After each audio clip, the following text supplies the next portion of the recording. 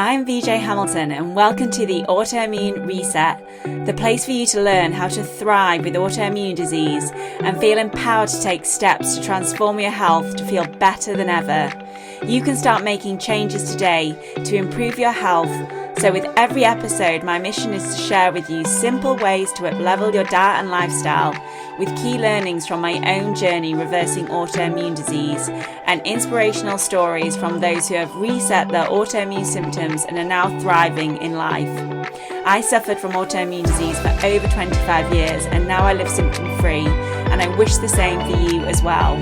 So thank you for being here and sharing this time with me. Now let's get started.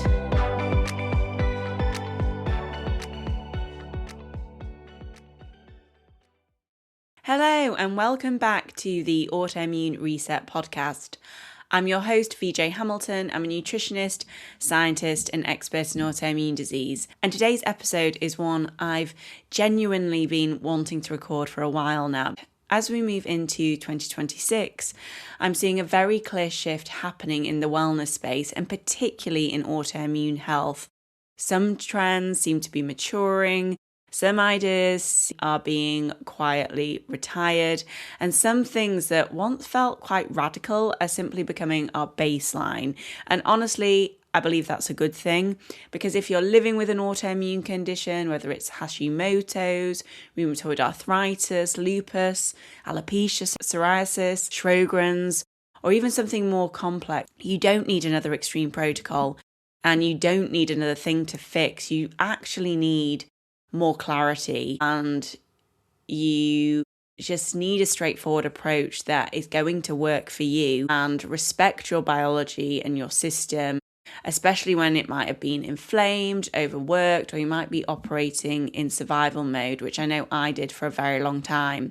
So I'm speaking here not only as a practitioner, but as someone who lived with alopecia areata for over 25 years. I had chronic fatigue syndrome for over 10 years. And I spent a long time believing that if I just tried harder, if I restricted more, optimized more, pushed more, my body would eventually comply. And unfortunately, that didn't happen. I had to completely changed the way I viewed myself, my perspective on life changed, and the way I treated my body changed. So in this episode, I want to talk you through what I believe are the wellness trends based on what I'm seeing working with real people in real life. And I also want to talk honestly about the trends that no longer serve people with autoimmune conditions. Even if they're still popular, they're probably still marketable and they're still circulating widely online. And a lot of people will come to me, they've seen things on social media and they want to try different supplements, or they've heard that this is good for fatigue, and we all have access to AI now. So we're getting information from AI as well. And the truth is, it needs to be right for you. And just because there is a wellness trend about a certain antioxidant or a certain nutrient, it might not be the right one for you, because we have so many different biological pathways and systems in the body. And some things can be great for some people, and some things unfortunately don't work as well for others. And that particularly applies to people who are more prone to autoimmune disease. This isn't about being against trends. It's just about making sure that we're thinking about our own biology as part of that as well. So if I had to summarize the overarching wellness shift we're seeing as we move into 2026 in one sentence, it would be this: we are moving away from optimization and back towards regulation, which is fantastic, to be honest. I think we should have been focused on this all along, because most of the clients that I see are not coming to me feeling like they should be doing more. They actually know they're doing too much. And I think for a long time now, the wellness world has been obsessed with pushing physiology. We know there's so much around biohacking, these extreme protocols you can follow, and doing more in the hope of forcing results. And I've tried many different trends and protocols along the way, and I have had some success with them. But what we're looking for is long-term health. And for some people, particularly those who are young, resilient, and hormonally robust, certain approaches may work temporarily. And as I said, I have had results by doing extreme protocols, but they didn't last because they are very hard to stick to for the long term. And sometimes they can cause more disruption than they can help with your symptoms and help with the underlying issues. For someone with an autoimmune condition, it is often unsustainable at best and actively harmful at worst. And I see this constantly in clinic. People come to me exhausted, not just from life, but from wellness itself.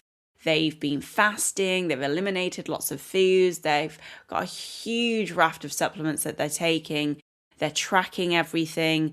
And instead of feeling safer in their bodies, they're actually feeling a lot more fragile and a lot more worried and a lot more anxious. In 2026, the conversation is finally shifting towards something far more intelligent and far more compassionate when it comes to your own body.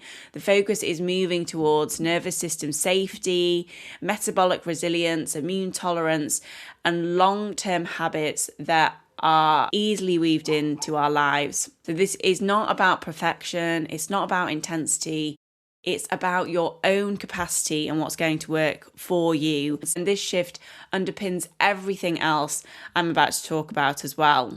So one of the most important shifts I'm seeing, and one that I think will define autoimmune care moving forward, is the recognition that nervous system regulation is not an optional add-on. It's foundational when it comes to recovering from an autoimmune condition.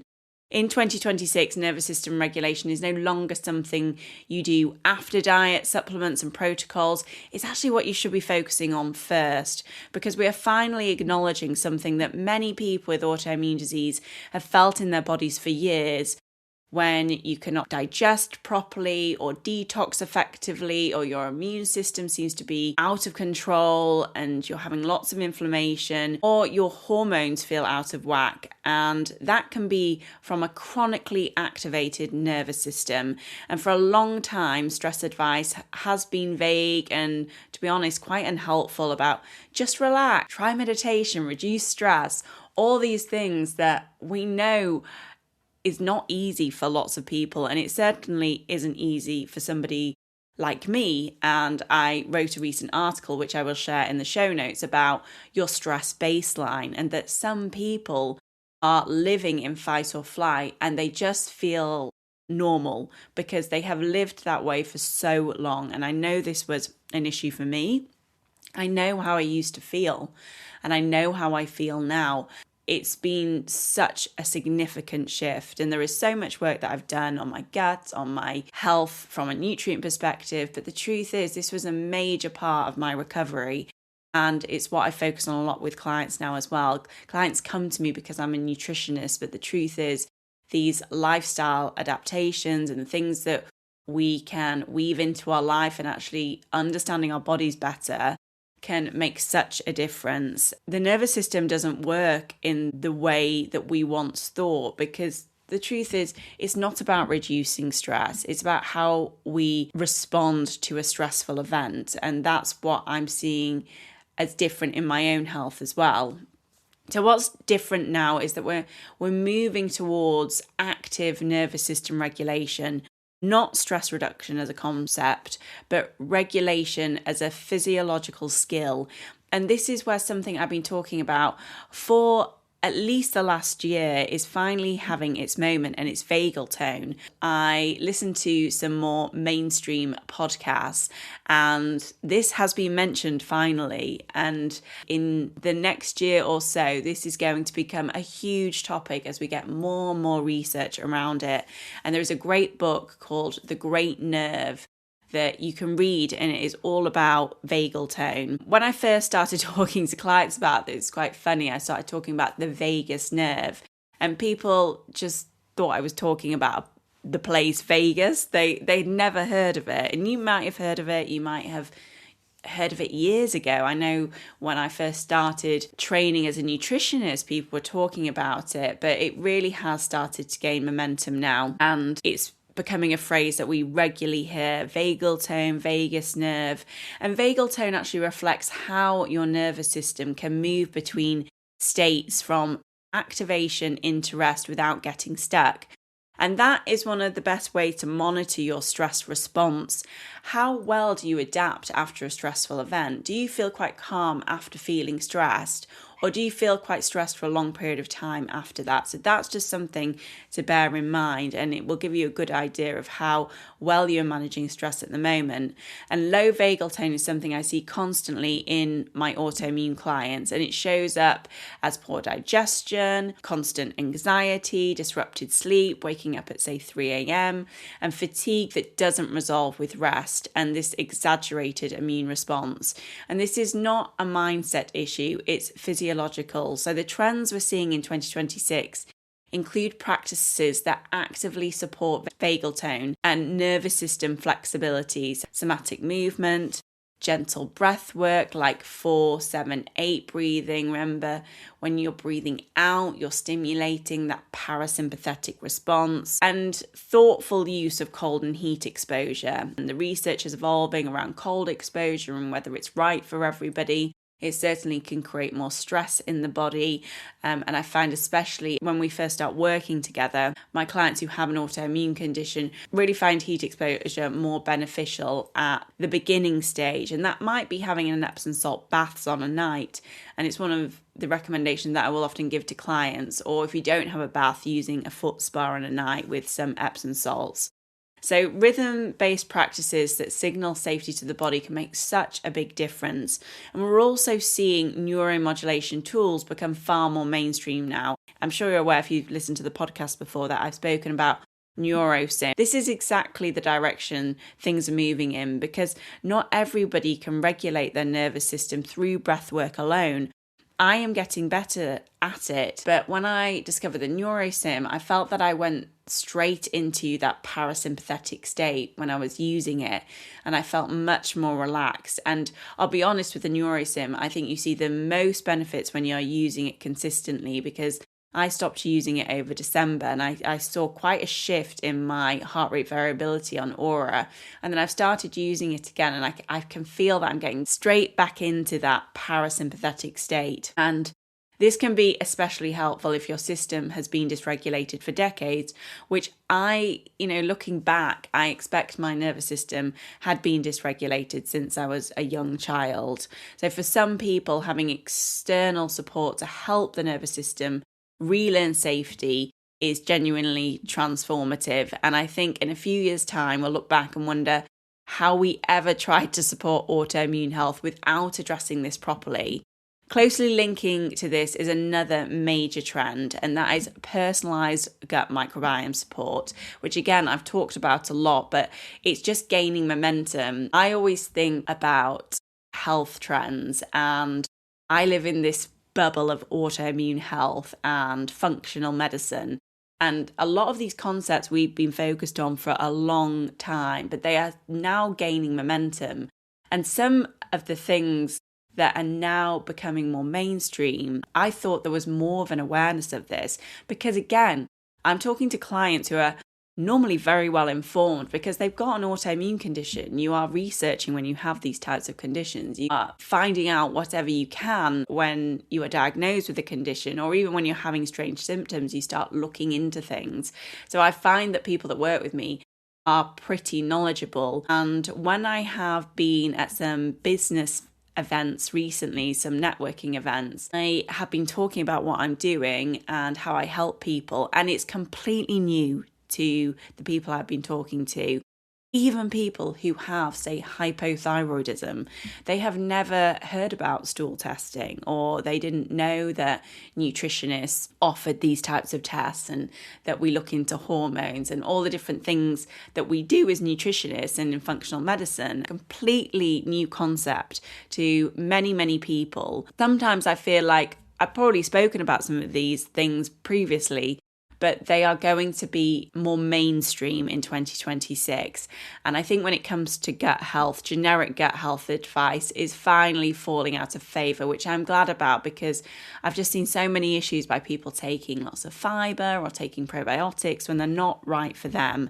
So in 2026, the focus is on microbiome personalisation, and I do have a new test that I am offering in my clinic, and it is just the new age of gut microbiome testing. It is able to give you a full picture of your gut microbiome and the different bacteria that are in the gut microbiome, rather than just picking out key strains. It really gives you that full picture. And the way that somebody described it to me is that if you go into a forest and you have a list of, say, tigers and different animals that you're trying to find, or different plants that you're trying to find, that was the old style of testing where we're like picking out certain strains. This new testing is able to go into a forest, for example, and just be able to identify all the different animals, all the different plants in the forest. And it just gives you a much more detailed view of what's going on in the gut, and then we can personalize our approach even more. So if you are interested in that test, then I will put the link to that in the show notes. It is also up on my website if you want to read a bit more about it, and you will find it under the Microbiome Explorer Comprehensive. That is what the test is called, and you can order it through my clinic. But yeah, I'm very excited about that. That is going to be the focus for 2026, understanding that not everybody responds well to the same probiotics, fermented foods, or the fibers that are available on the market as well. And I see this all the time.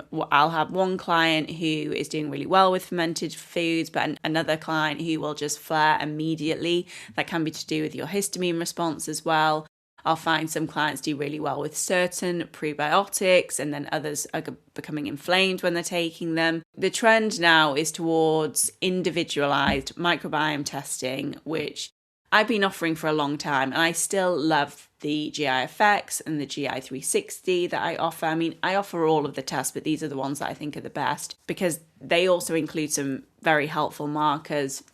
I'm very excited about this new test that is on the market, and I can see, in 2026, we're going to be using more targeted prebiotics and postbiotics. So thinking about short chain fatty acids, things like butyrate, and just having a much more thoughtful approach to gut repair. And this is really where you see the results long term. Another important shift is what I call precision bio-aligned nutrition. And this is where anti-inflammatory diets are still relevant, but they're no longer rigid. So Mediterranean style approaches and autoimmune frameworks are being tailored to individual metabolic needs, their circadian rhythms, focusing on blood sugar stability and hormonal status. So I think hormones and blood sugar stability are also going to be key trends and focuses for 2026, and they are important for autoimmune health as well. So instead of chasing dietary perfection, the focus is on nourishment.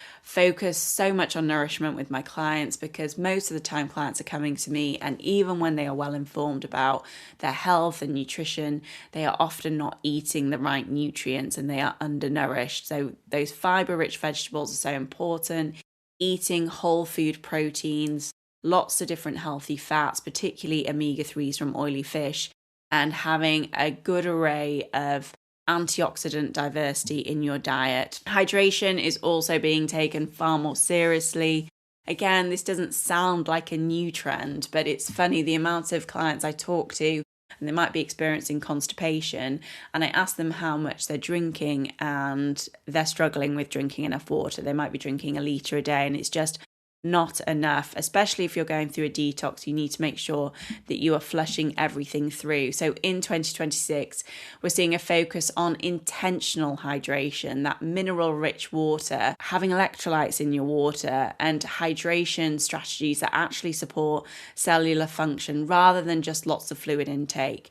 I've been mindful of my water consumption for over 10 years now. I'm sure it's part of why I've recovered and been able to sustain living in a symptom-free way since I really started focusing on my health. And even for me, filtered water isn't enough because it just doesn't have the minerals in it. So I like to make sure that I'm adding those minerals back in if I am drinking filtered water or drinking mineral water. I think if we are just drinking a lot of water and not thinking about the quality of the water or not considering our electrolyte balance, then we could be doing ourselves out of a really important benefit for the body. And I know I used to just drink and drink and drink water, and I'd be going to the toilet all the time, and it was almost just going through my body, and my cells weren't having any of the benefit of that because they didn't have enough minerals to kind of suck the water in through osmosis.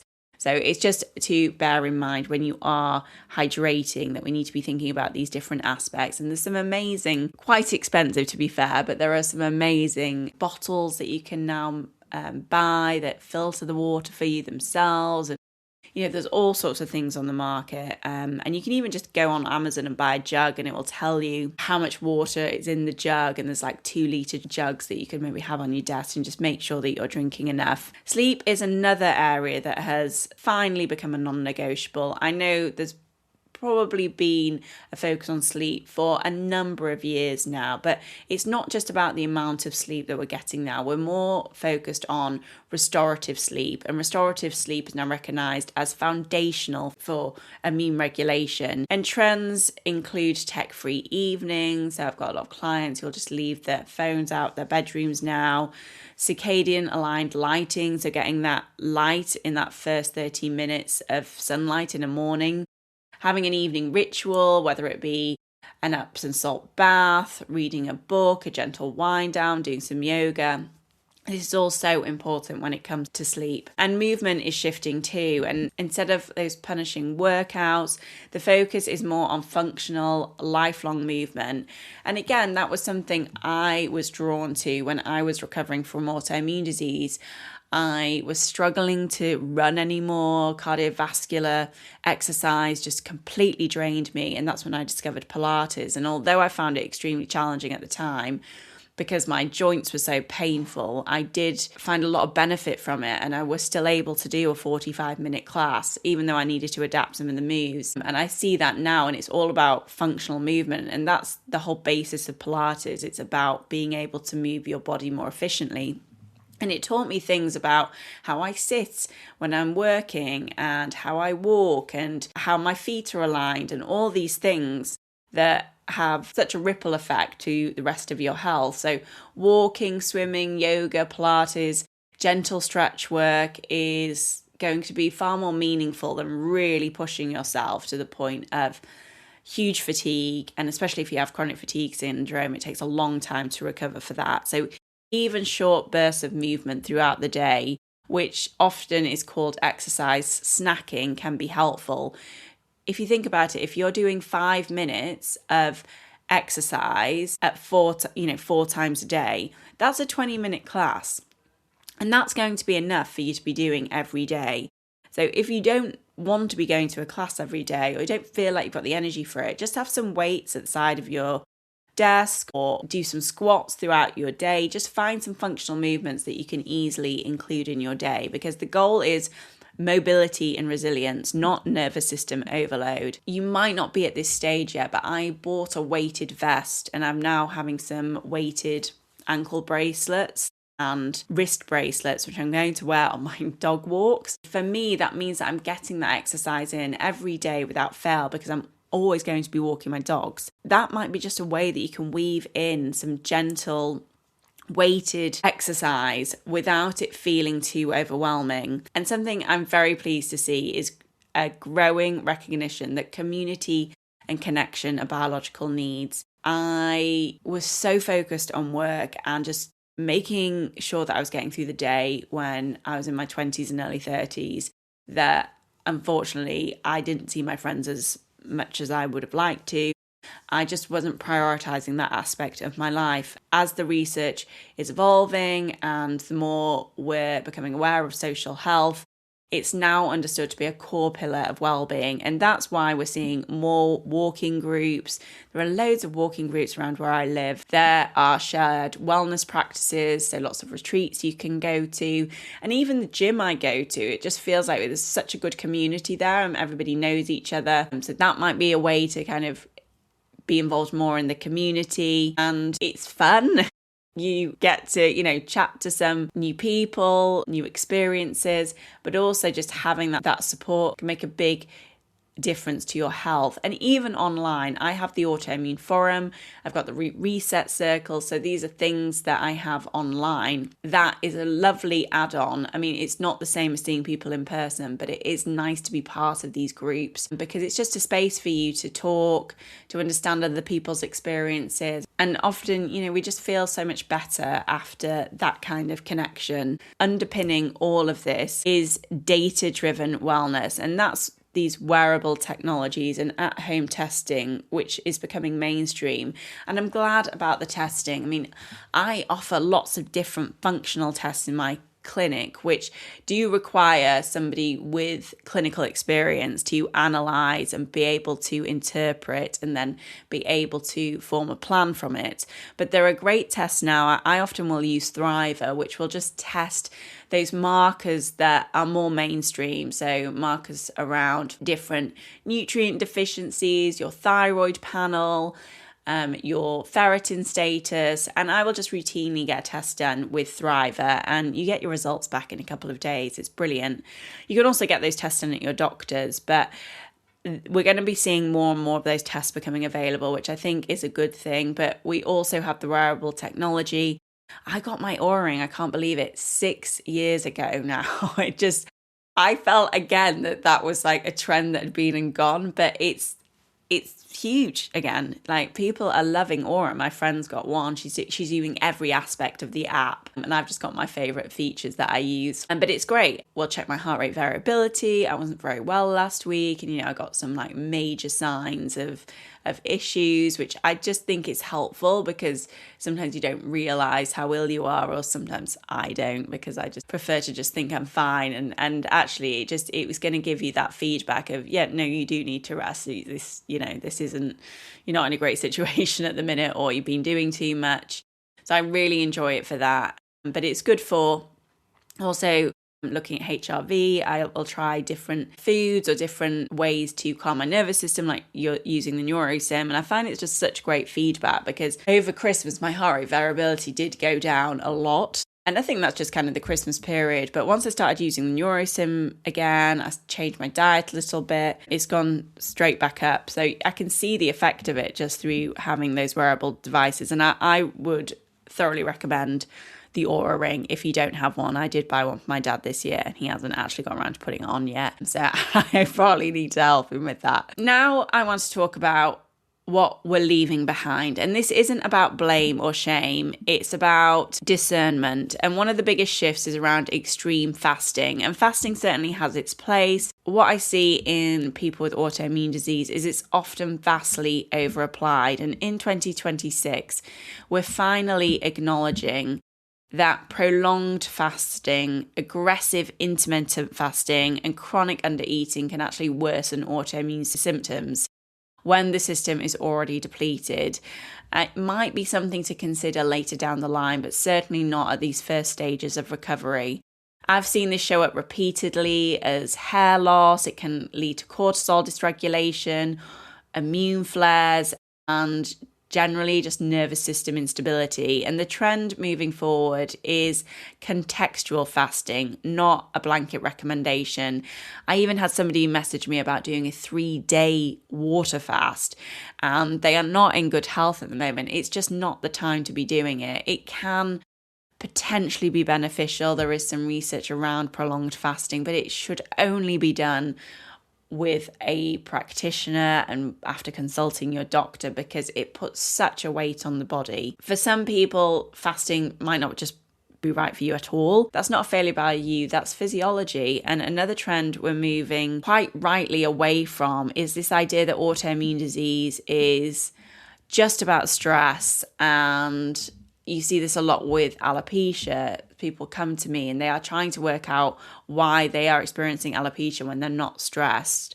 And stress matters, of course. We've talked about stress regulation, but stress is not a personal flaw. It's a biological load interacting with genetics, infections, hormones, nutrients, and the environment you're living in. So reducing autoimmune disease to stress alone, especially an autoimmune disease like alopecia areata, is quite invalidating, to be honest. And I'm relieved to see that this narrative is slowly losing traction.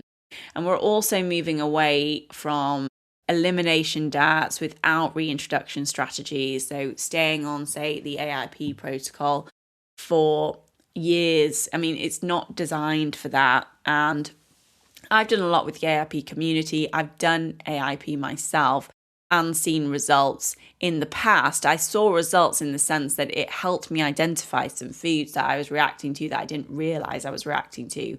One being chili, and I do need to be more mindful around chili now. So it's not that I'm against them, but I just think there are better ways to approach your health. And the problem I see with these elimination diets is that people stay on them for a long time because they've seen those initial results and they stay on them. And unfortunately, that can cause more harm than good, because elimination diets were never meant to be permanent. Yet many people with autoimmune conditions have ended up terrified of food, eating the same few safe meals. And obviously that doesn't help your gut microbiome and it loses that metabolic flexibility. So in 2026, the emphasis is on strategic elimination with guided reintroductions at the end of it and rebuilding food confidence, because healing is not about restriction, it's about resilience. And finally, we're moving past this one size fits all advice that we've had around your health, around your hormones, and making sure that what we're doing is right for us. And to be honest, that is where testing can help, but you can also just get to know yourself and your body. That can make a big difference as well. So if you're listening to this and thinking, okay, but what do I actually do with this? So here's what I'd like to leave you with. In 2026, autoimmune disease wellness is less about doing more and more about doing what fits. So ask yourself, does this support regulation or does it create pressure? That's the first question to think about. Next is, does this build capacity or does it drain you? And I do this even now. If I wake up and I don't feel my best and I have a class booked at the gym, I feel obliged to go. I don't like cancelling things. But what I am slowly learning is that if my body just doesn't feel right for that, I'm not going to push it. I'm not going to do too much. I've realized now that my body deserves more than that and I deserve more than that. And I think that's where we've got to come to. It's awful when you let yourself down and you don't stick to something. But at the end of the day, if you really don't feel like doing something, you know best. If I cancel something for the wrong reason because I, maybe haven't arranged my day as well as I could do, then I feel bad. But if I know that my body at that moment in time, that's going to just be too much for my system, and I often will go and speak to my husband and just kind of talk him through how I'm feeling and whether I should be doing this. And he normally gives me quite good guidance on that, which is good. But I've just learned to respect myself and for you as well, make sure that you're making decisions that are helping your body, not putting yourself under more stress. So healing is not a performance, it is a relationship with your body, and that relationship evolves. And I've seen my relationship with my body evolve over the last, say, 15 years. And I think about myself in my late 20s and I just wasn't putting my body or myself first in any capacity. I was just on doing mode, and it takes time to slowly weave in those habits that are about self-care. You don't have to do everything overnight. Don't put pressure on yourself to do it. Just remember who your best friend is, who's been with you through your whole life, and that is you. And the biggest wellness trend of all, I would say, is listening. I find so many of us are wanting to say what we're doing and talk and feel uncomfortable in, any kind of silence. And what I've learned this year and through what I do as a clinician as well is just listening to people can make such a big difference. Just give somebody space to talk. And I got a taxi into town over the Christmas period, and I might be looking at my phone and checking things, and the driver spoke to me, and we just started chatting a little bit, and I could tell he just wanted to have a chat. And I just thought, actually, I'm just going to put my phone away and just let him talk. And he was telling me about his life. He was telling me about his son and his grandson and what they're doing and all these different things. And it was just a way for him to have some space. And I just thought, actually, it's quite nice just to give somebody that. To be honest, at the end of it, he was giving me lots of nutrition and health advice. I didn't mention I was a nutritionist, but I just thought, actually, that's nice. He's giving me a few recommendations about having a cold shower and like some food that I should be eating. But it was just nice. So if you can give somebody some space, just to listen to them, it makes a big difference. So if this episode resonated, I'd love you to share it with somebody who's tired of chasing wellness trends and feels like they never quite deliver. And if you're ready for a more personalised, grounded approach to autoimmune health, one that prioritises regulation, nourishment, and long-term resilience, you know where to find me. There is a link to the Autoimmunity recovery plan in the show notes, so you can get started there. You can join the Autoimmune Forum as well if you are looking for that community support. So thank you for being here. I'll be speaking to you again very soon. Have a great rest of your week and take care. Thank you very much for joining me today on the Autoimmune Reset. I really hope you enjoyed the discussion, and be sure to subscribe to the podcast so that you never miss an episode. And if you liked it, I would hugely appreciate a review on iTunes, as it helps me understand what you like about the podcast and to help share the information with more people. I'm excited to speak to you next time. And remember, you have the power to take the reins on your health. So keep the faith and celebrate the small wins. Until next time.